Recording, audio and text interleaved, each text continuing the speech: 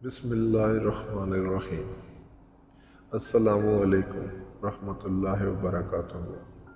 شاکر بھائی، آپ نے کیوں اتنی جلدی میں مجھے بلایا؟ ماضی کو اس کے برانچ کے مینیجر نے فون کر کے قریبی ریستوران میں بلایا تھا۔ تم کو مین برانچ میں بھیجا جائے گا۔ سر مجھ سے بات کر رہے تھے۔ دیکھو، میں نے اس لیے بلایا ہے تم کو کہ جیسی باتیں دفتر میں مشہور ہیں سر کے بارے میں، اس کو ایک دفعہ چھوڑو۔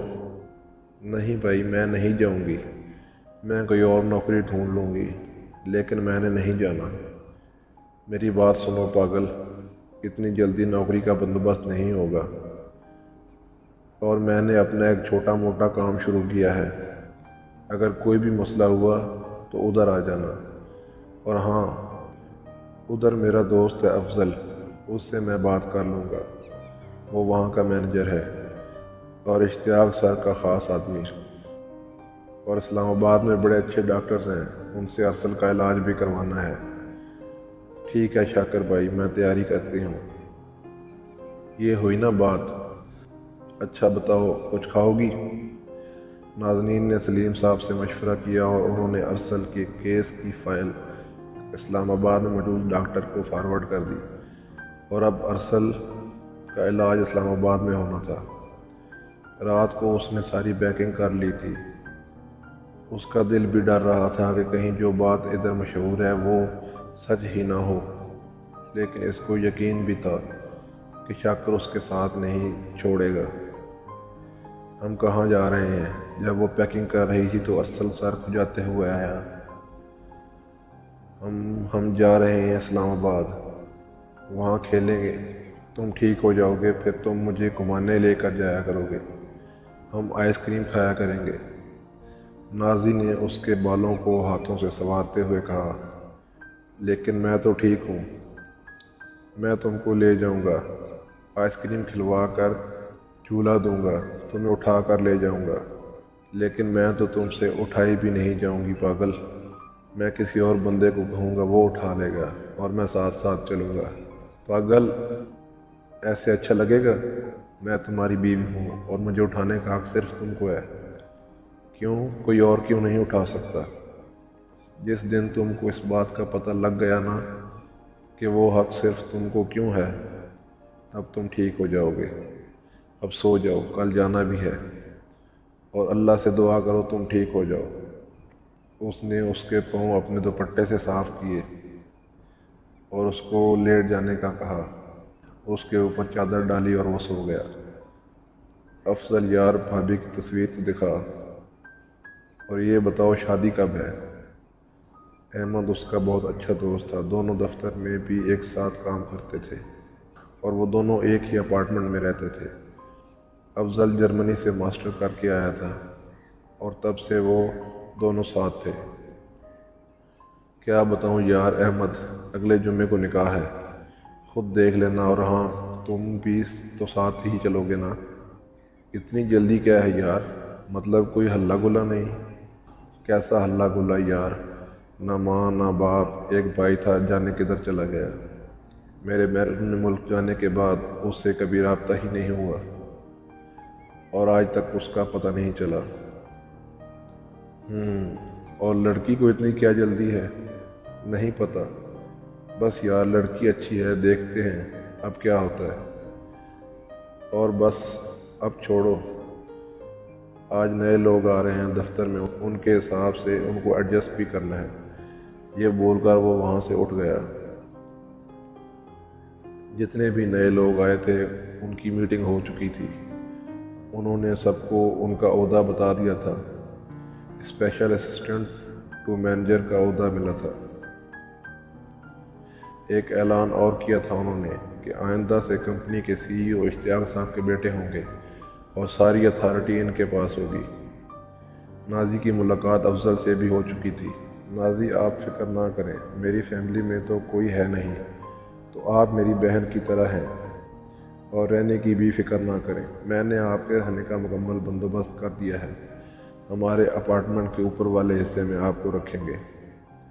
وہ دفتر کے کیبن میں بیٹھی سب سوچ رہی تھی کہ وہ کتنی چلبلی تھی۔ ہمیشہ اپنے کام کو انجوائے کرنے والی۔ بیٹھے بیٹھے اس نے ماضی کے سمندر میں غوطہ لگا دیا۔ ہلکی ہلکی بوندا باندی جاری تھی۔ ایک سڑک جو دونوں اطراف سے درختوں سے گھری ہوئی تھی۔ ایک لڑکی وہاں پر موجود تھی، شاید وہ بس کا انتظار کر رہی تھی۔ گاڑی روکو، گاڑی روکو، وہ گاڑی کو دور سے آتا دیکھ کر چلا رہی تھی۔ وہ سڑک کے بیچوں بیچ کھڑی تھی۔ گاڑی جب اس کے پاس سے لیکن اس کی وہی رفتار قائم رہی تو فوری وہاں سے ہٹ گئی۔ تیری تو اس نے سائیڈ پر پڑا پتھر اٹھایا اور بس جو ابھی تھوڑی ہی دور گئی تھی اس کے شیشے میں دے مارا۔ گاڑی والوں نے فوراً گاڑی روک دی۔ شکر ہے وہ بھاگ کر بس میں سوار ہو گئی۔ تو کنڈکٹر اس کی بات کا جواب دیے اس کی طرف دیکھتا رہا۔ وہ کنڈکٹر کی طرف دیکھ کر مسکرائی کہ شاید کنڈکٹر بھی مسکرا دے۔ او بی بی، نکلو یہاں سے، باپ کا مال ہے جو گاڑی کے شیشے کو توڑ دیا ہے، اب پیسے دو اس کے، اور گاڑی سے بھی نیچے اترو۔ میرے پاس پیسے نہیں ہیں، اس لڑکی نے معصومیت سے جواب دیا۔ اس کا بیگ چھین لو، فرنٹ سے کسی نے آواز دی، اور اس نے اس لڑکی سے بیگ اور موبائل چھین لیا اور اس کو گاڑی سے باہر جانے کا کہا۔ میں اپنے شہر جا کر دے دوں گی پیسے، اور نہیں، آپ نکلو یہاں سے، کنڈکٹر نے کہا، اور وہ چپ چاپ گاڑی کے دروازے کی طرف چل پڑی۔ وہ ابھی اترنے ہی والی تھی کہ کسی مسافر نے آواز دی، سنیں، کتنے پیسے بنتے ہیں اس شیشے کے اور کرایہ بھی بتا دیں۔ لڑکی نے آواز سنی اور دروازے سے پیچھے کی طرف دیکھا۔ وہ لڑکا تھا، چشمہ اس نے اپنے ہاتھ میں پکڑا ہوا تھا اور سفید کپڑے زیب تن کیے ہوئے تھے۔ نہیں، کرایہ میرے پاس ہے، لڑکی نے جواب دیا، لیکن لڑکے نے اس کی طرف ایک دفعہ دیکھا اور کنڈکٹر سے مخاطب ہوا، آپ پیسے بتا دیں، کرایہ اور شیشے کے۔ کنڈکٹر کو اس کی مطلوبہ رقم دے کر وہ اپنی سیٹ پر جا کر بیٹھ گیا۔ لڑکی اس لڑکے کے ساتھ والی سیٹ پر بیٹھ گئی اور وہ اخبار پڑھنے میں مصروف ہو گیا۔ لڑکی بار بار اسے دیکھے۔ جی بولیں، لڑکے نے جب نوٹس کیا تو اس سے مخاطب ہوا کہ کچھ نہیں، وہ میں آپ کو پیسے دے دوں گی گھر جا کر۔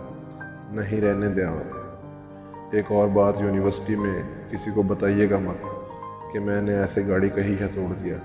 ہاں ٹھیک ہے، نہیں بتاؤں گا، شکریہ۔ وہ دونوں ایک دوسرے کو جانتے تھے۔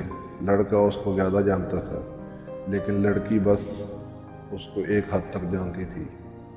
لڑکا اس لڑکی کو پسند بھی کرتا تھا، لیکن وہ کبھی اظہار نہ کر سکا۔ نازنین آج پہلی دفعہ ارسل سے مخاطب ہوئی تھی۔